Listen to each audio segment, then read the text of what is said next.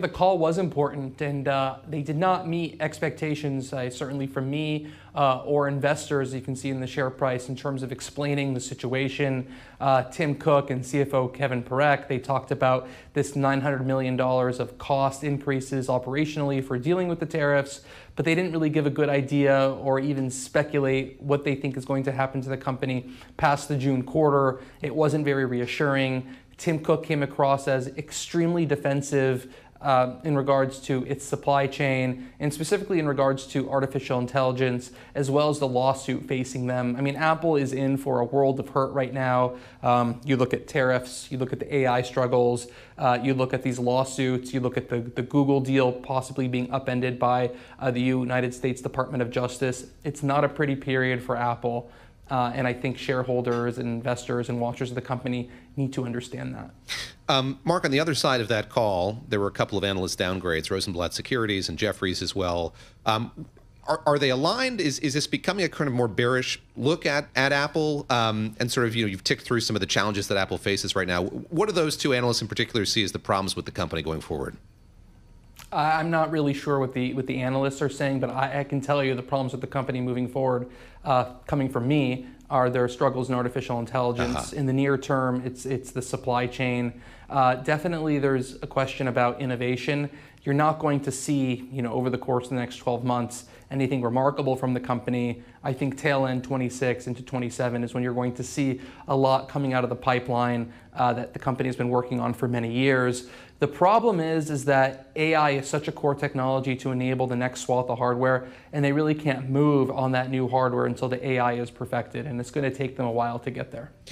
Oh, go ahead. No, David, please, go. I was just going to jump on. As a loyal reader of the Power On newsletter, what you do so well, Mark, is sort of focus on the kind of managerial undulations within Apple. And so I just kind of wanted to dig into what you're saying about AI there. It seems like, again, as a regular reader, there has been some difficulty here in just sort of aligning management when it comes to the AI priorities of this company.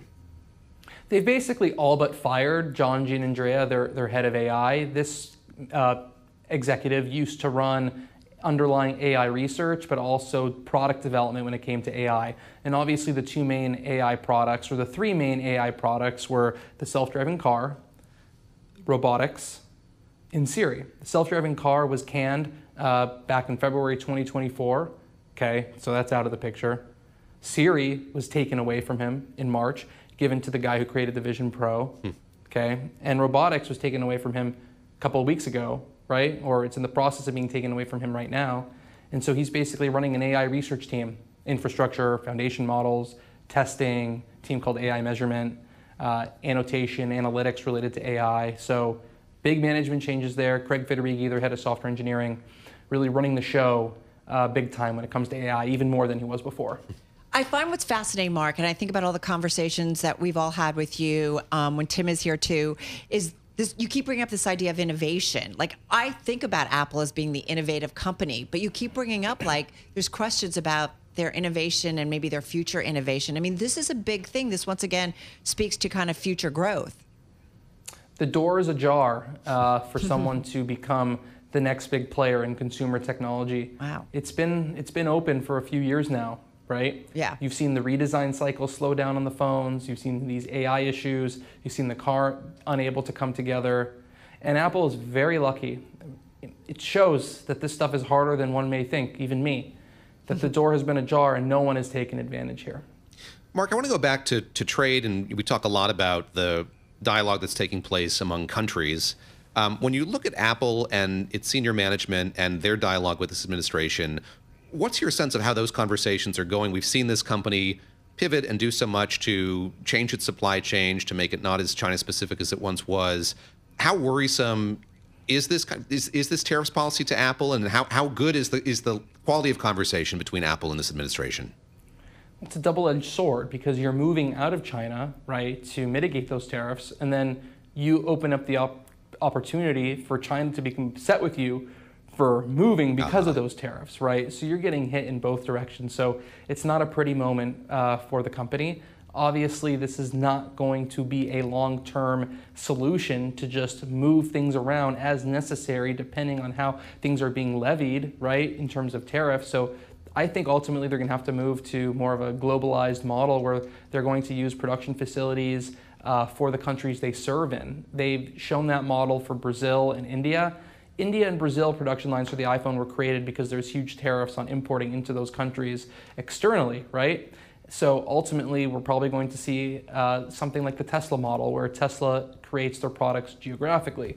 They produce in Europe for Europe, they produce in the US for the US, they produce in China for China. Now, I don't think they're going to ever bring production to the US, but for other parts of the world, you're going to see Apple pretty quickly move to more of a globalized model, I believe. Hey, is it still going to pay off, Mark, for Apple to be in China? It's obviously, they still sell a lot of stuff. It's been disappointing. It's been a tougher market. I think about the political dance, right, that perhaps Tim Cook at this point has to do with President Xi or China at large in terms of being there, employs a lot of workers, and they're hoping to sell more stuff. But I'm just curious about the future there. They have to be there. Is it important still for them to be there? I mean, Carol, it's $50 billion a year, right? I know, and maybe I know. Maybe it was once $60 or $70 billion a year.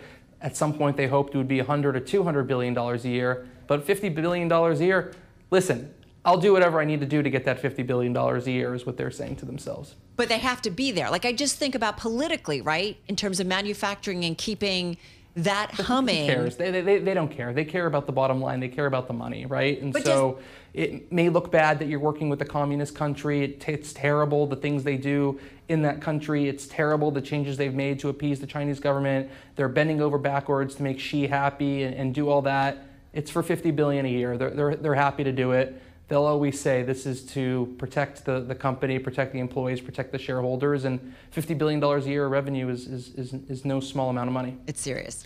In the last couple minutes we have here, I wonder if you could kind of help us understand this company in complement with others who've also reported earnings in recent days. Let's look at Microsoft in particular. What's Microsoft doing differently or better than Apple? How are they positioned vis-a-vis Apple? Well, the big difference is that Apple's business model is hardware, right? So you're being impacted by tariffs at a level that Microsoft is not. Obviously, they have supply chain for their own hardware, but the hardware at Microsoft is a very slim part of the overall business. I mean, Apple makes more money on AirPods than Microsoft makes on all of their hardware products combined, right? Maybe aside from the Xbox. So, it's not really, for lack of a better term, an apples to apples comparison. We'll forgive you for that. No, we won't. No, we won't, Mark. Hey, listen, 30 seconds left here. Big week for our big tech, Mag 7, Meta, Microsoft, Apple, Amazon. You are managing editor for Global Consumer Tech, but I'm just curious how you're thinking about that world right now in an environment, where there's so much uncertainty. And again, just about 30, 40 seconds. A lot of shaky ground right now. Apple, like I mentioned at the top of the segment, is dealing with a lot, but Apple is not alone. They're all reeling right now. Meta is exciting because of some of their own AI stuff. This past week, they rolled out a standalone AI chatbot app. It's pretty nicely designed. It works pretty well. You're seeing Microsoft with its turnaround and success of breaking away from OpenAI for their own artificial intelligence technology. You're seeing all these companies, though, deal with tariffs in some fashion, but not to the degree that Apple is. Inherently, because of all of them, it is the only essentially pure hardware play.